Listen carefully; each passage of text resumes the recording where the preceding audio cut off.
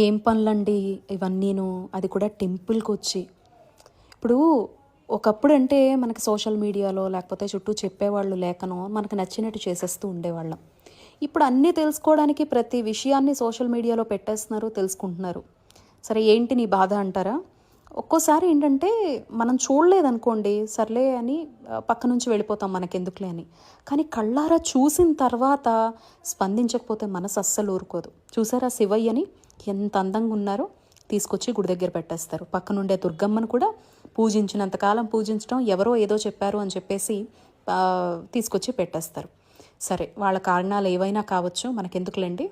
ఏదో అయిపోయింది అని అనుకుంటే, ఇదేం పనండి బాబు! టెంపుల్‌కొచ్చి మొక్కల్ని అక్కడ ఉండేటువంటి వేర్లతో సహా పీక్కెళ్ళిపోవడం ఏంటండి? నా కళ్ళతో చూశానండి బాబు. ఎందుకులే స్పందించడం అని కామ్‌గా ఉన్నాను. మాట్లాడడానికి ధైర్యం సరిపోలేదనమాట.